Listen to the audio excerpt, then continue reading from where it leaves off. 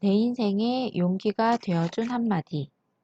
오늘의 주제는 견딤이 쓰임을 결정한다 입니다. 일본 호류사는 가람배치 양식이 백제 양식입니다.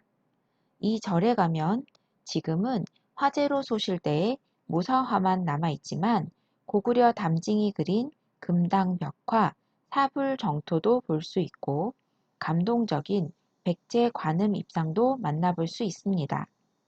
이 절 앞에는 긴 소나무 숲길이 눈부십니다.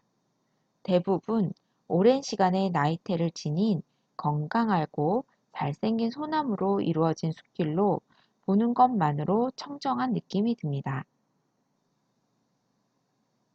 호류사 앞마당에도 윗부분이 뚝 잘린 수령 몇백 년은 된 소나무 두 그루가 서 있는데 그 기품이 여간 예사롭지 않습니다.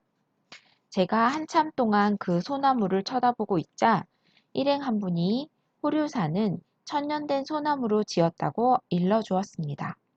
그리고 이 절을 1400여 년 동안 대대로 지켜온 국목수 가문이 있다고도 했습니다. 일본에서는 1000년 이상 갈 수 있는 절이나 궁궐을 짓는 목수를 국목수라고 하는데 니시오카 가문이 바로 그런 가문이라고 합니다. 이 가문에서는 1000년 이상 갈 수 있는 건물을 지으려면 1000년 된 노송을 써야 한다. 그리고 그런 나무로 건물을 짓는다면 모름지기 1000년은 갈 수 있는 건물을 지어야 국목수로서 그 나무에게 면목이 서는 일이다. 라고 후손들에게 가르쳤다고 합니다. 이는 나무의 두 가지 생명, 즉 자연적 생명으로서의 수령과 목재로 사용된 뒤부터의 생명 연수가 같다는 뜻입니다.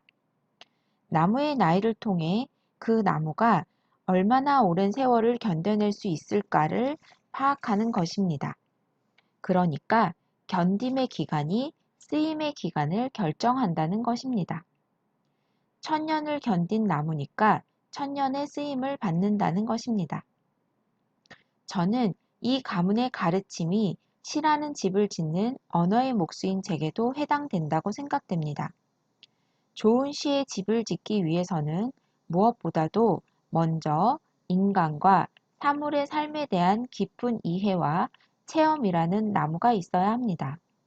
그것도 오랜 세월 동안 온갖 고통과 시련을 견뎌온 나무라야 합니다. 만일 그런 나무가 없다면 단 한 줄의 시도 쓸 수 없게 됩니다.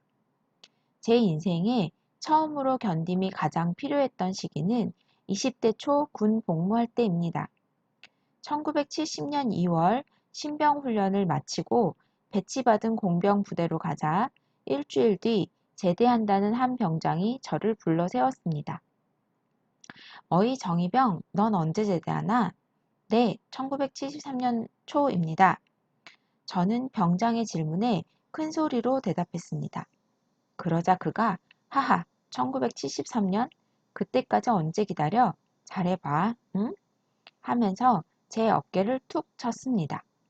주위에 있던 다른 병장들도 한꺼번에 웃음을 터뜨렸습니다. 저는 그때 얼마나 아프고 견뎌야 할 세월이 아득했는지 모릅니다. 지금은 군 복무 기간이 약 22개월이지만 그때만 해도 36개월이었습니다. 제대하려면 꼬박 3년을 참고 견뎌야 했습니다. 그래서 군모에 세워라 구보로 라고 쓴 병사가 있는가 하면 백인이라고 쓴 이도 있었습니다. 저는 모자 안쪽 잘 보이는 곳에 참을 인자 3개를 썼습니다. 한 해가 지나면 한자를 또 한 해가 지나면 또 한자를 지웠습니다. 그러나 글자 한자를 지우는 게 그리 쉬운 일은 아니었습니다. 그렇지만 마음속으로는 늘 천년의 소나무처럼 견딤이 쓰임을 결정한다고 생각했습니다. 누구나 견딘다는 것은 힘든 일입니다. 견디고 견디다가 구부러지고 뒤틀려진 나무처럼 되기 십상입니다. 그런데 공목수 가문에서는 그런 나무도 적재적소에 사용했다고 합니다. 심하게 뒤틀린 나무라도 바로 잡으려고 하지 않고 그 나무의 성질을 잘 이용해 알맞은 용처에 썼다고 합니다. 심지어 남쪽 벽에 쓸 나무는 산의 남쪽에서 자란 나무를 쓰고 서쪽 벽에 쓸 나무는 산의 서쪽에서 자란 나무를 썼다고 합니다. 서양의 현대 목조 건물이 100년도 채 가지 못하는 것에 비해 고대 일본의 국목수가 지은 집이 1000년 이상 갈 수 있는 것은 이런 나무의 성질을 잘 이해하고 사용했기 때문입니다. 그렇습니다. 내가 만일 똑바로 자라지 못하고 뒤틀린 나무 같은 존재가 되었다 하더라도 나름대로 쓰일 때가 있습니다. 나 같은 놈이 어디 쓰일 때가 있겠어 하는 생각이 든다면 이 국목수 가문의 이야기에 귀 기울일 필요가 있습니다. 요즘 우리 사회의 자살 현상에 만연돼 자포자기하는 청년이 있다면 더욱 그렇습니다. 아무리 젊은 청춘이라 할지라도 견딜 줄 모르면 쓰일 때가 없어져 버립니다. 견딤은 쓰임을 낳습니다. 청년기 때는 견딤의 힘이 가장 필요합니다. 견딤은 인생이라는 나무의 강도를 나타내는 인내의 나이테입니다. 인생이라는 나무를 더욱 단단하고 아름답게 하기 위해 필요 조건입니다. 현실적 고통을 받아들일 수 있는 견딤의 힘을 통해 미래를 환히 밝힐 수 있습니다. 20대 때 3년이라는 긴 복무 기간을 견뎌낼 수 없었다면 오늘의 저는 있을 수 없습니다. 제가 인간을 이해하고 인간이 이루는 사회의 본질을 이해하게 된 것은 바로 견딤의 군대 생활을 통해서였습니다. 지금 제게 어떠한 어려움이라도 참고 견딜 수 있는 힘이 있다면 그것은 청년기에 군대 생활을 통해 이루어진 것입니다. 그 힘은 시를 쓰는 어려움마저 참고 견디게 해줌으로써 오늘 저를 시인이라는 존재로 쓰이게 해주고 있습니다.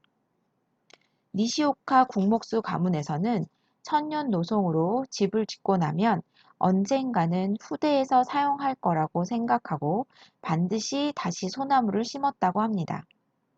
천년을 내다보며 집을 짓고 천년을 내다보며 나무를 심은 것입니다. 지금도 호류사를 지은 목재의 일부를 대패질하면 천년 된 노송에 향긋한 솔레가 난다고 합니다. 견딤이 낳은 쓰임의 향기가 아닐 수 없습니다. 이 시대를 사는 청년들한테도 그런 향기가 나면 좋겠습니다. 자살이 국가적 질병이 된 이 시대에 청년들마저 견딜 수 없다고 자살해 버린다면 언제 어디에 누가 쓰일 수 있겠습니까? 견딤은 미래의 나를 준비하는 과정입니다. 견딤이 쓰임을 결정합니다. 내게 견딤이 있어야 귀하게 쓰이는 결과를 가져옵니다.